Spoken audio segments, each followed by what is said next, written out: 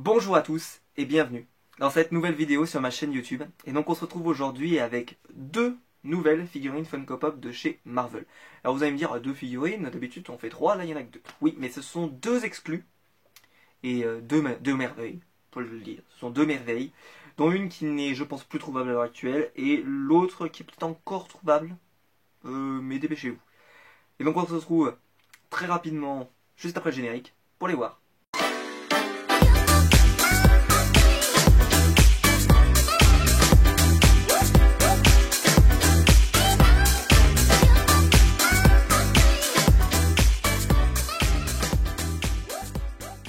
Donc on se retrouve avec cette première figurine Funko Pop que je dois vous présenter. Et alors là c'est une merveille absolue.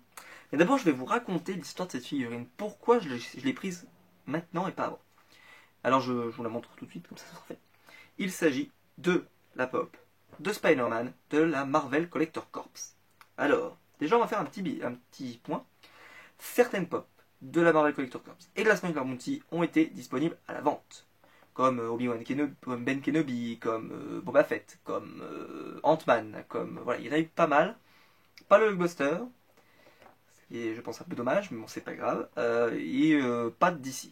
Moi j'aurais adoré avoir le Batman Armure par exemple, ou je ne sais quoi, parce que celles-ci sont très dures à faire venir jusqu'en France et c'est assez compliqué. Et vu que les box DC sont catastrophiques, je veux pas commander une nouvelle box pour avoir une ancienne, parce qu'elles sont catastrophiques.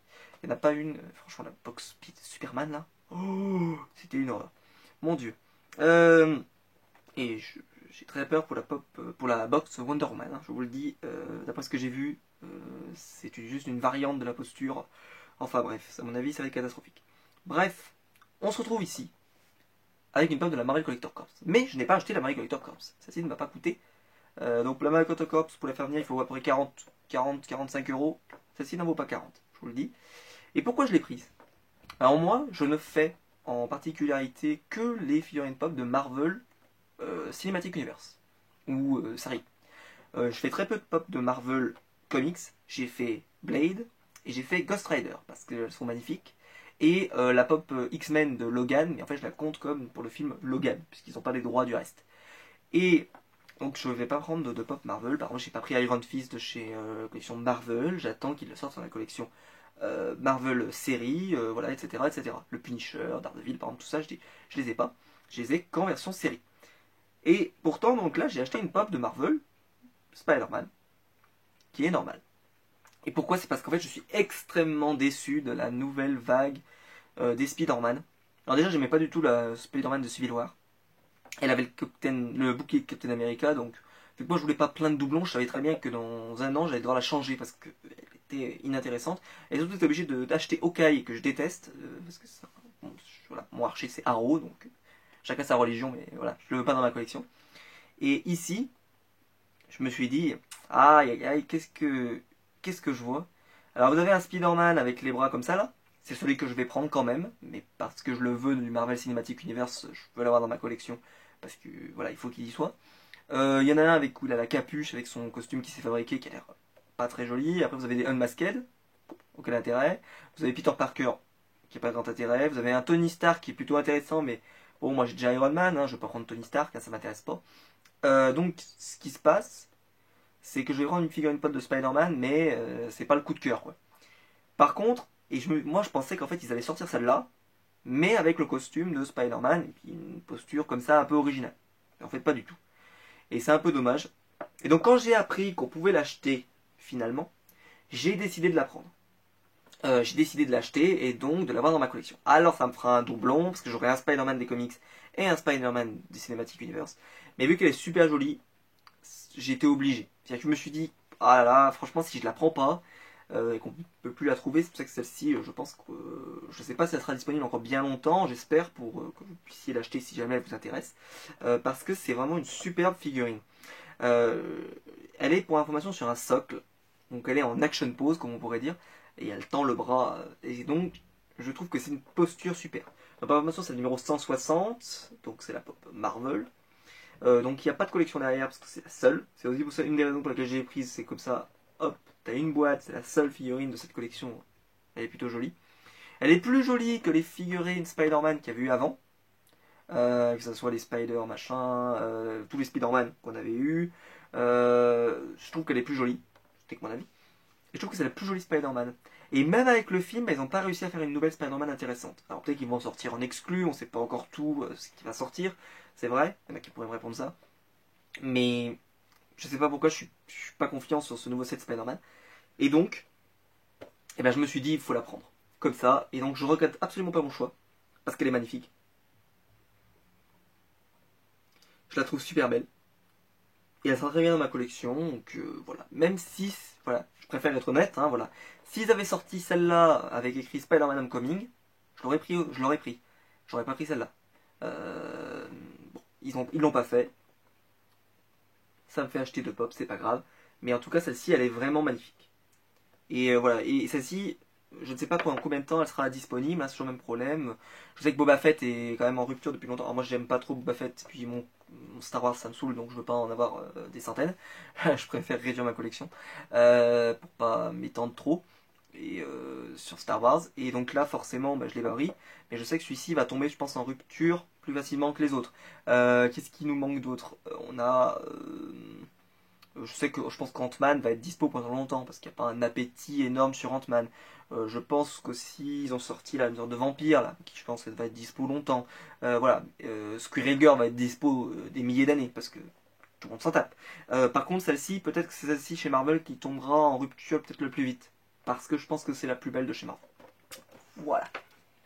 Et enfin, on se retrouve donc avec la dernière figurine pop, parce qu'il n'y en aura que deux malheureusement aujourd'hui. Et il s'agit d'une figurine qui vient d'arriver sur le marché français. Moi, j'ai venir de Pop Culture et qui m'avait donc coûté 16 €. Mais en fait, vu qu'ils m'ont prélevé 3 fois, ça m'a coûté 60 et quelques. Heureusement, j'ai été remboursé, etc. Mais ça a été très cher, je vous le dis au début mon compte, parce ils ont mis du temps avant de rembourser tout le monde. Ils ont mis quasiment 2 semaines. Et tout le monde a été remboursé, mais parce qu'il y a eu des erreurs avec le site, etc.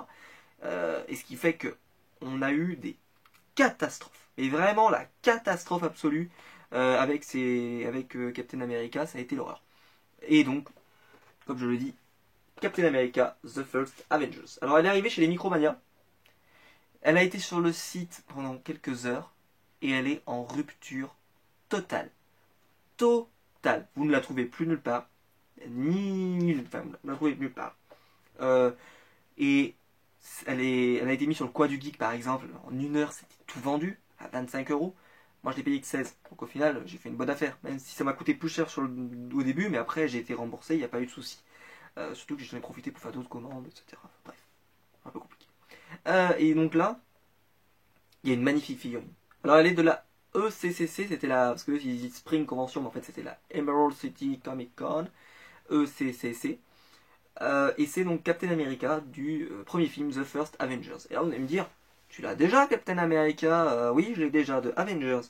Mais pourquoi je l'ai pris celle-ci? Parce que Captain America n'a pas du tout la même tenue que dans les autres Captain. C'est-à-dire que Captain d'habitude il a la tenue de base. Par exemple, je suis désolé, mais vous achetiez les Captain America de Civil War et de Civil War, vous aviez la action pose, mais en fait qui est la même pose que celle qu'on avait de base dans Avengers 2. Vous avez la pop normale avec le bouclier derrière. Bon, elle est sympa, mais c'est toujours la même tenue, toujours la même chose. Vous aviez des masquettes, j'en sais rien, enfin, etc., etc. Mais bref, oui, le seul qui était intéressant, et c'est celui que j'ai recommander, qui n'est toujours pas arrivé, c'est le pack Civil War, qui est absolument magnifique. Mais ça, je vous ferai l'unboxing seulement quand je l'aurai reçu, parce que pour le moment, aucune nouvelle de ça. Je commence à être un peu inquiet, je vous cache pas, parce que aucune nouvelle. Je les vois nulle part. On les sont précommandés depuis hyper longtemps, et toutes les autres sont arrivées, sauf celle-là. Quand même étonnant. Bref. Donc pourquoi je l'ai prise? Alors déjà parce que le bouclier n'est absolument pas le même. C'est son premier bouclier avec vraiment la forme, etc. Vraiment sympa.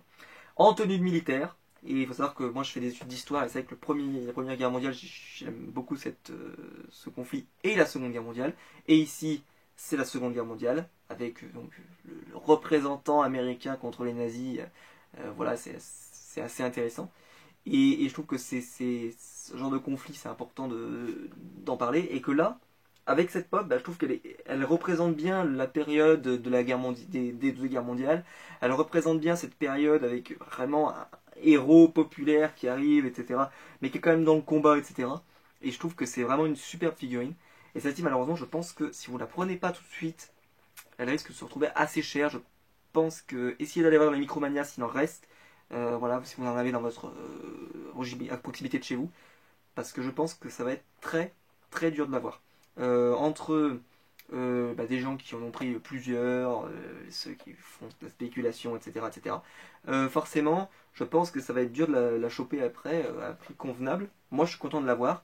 Déjà, elle n'est pas limitée, enfin, elle est limitée, mais elle n'était pas numérotée en pièces. Donc, au moins, on a pu l'avoir, contrairement à Qui-Gon, par exemple, qui va ressortir dans la Star Wars Convention, je sais pas quoi, Galactic Convention.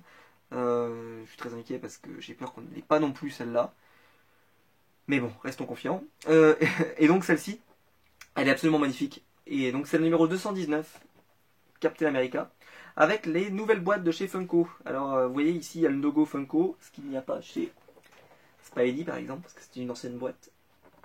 Vous voyez ici le logo Marvel Collector Corps d'ailleurs. Voilà. Et donc ici, vous avez le nouveau logo, c'est-à-dire à chaque fois vous avez une Funko.com, au cas où vous ne sauriez pas que ça vient de Funko. Voilà. Donc, très jolie figurine Funko Pop. Je pense que c'est pas essentiel à une collection, pour être très honnête.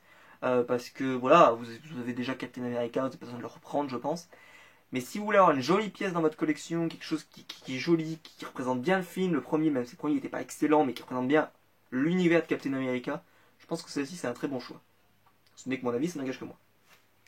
Et donc c'est tout ce que j'avais à vous présenter aujourd'hui, donc deux pop, c'est vrai que ça fait pas beaucoup, mais bon, j'essaye de faire de mon mieux.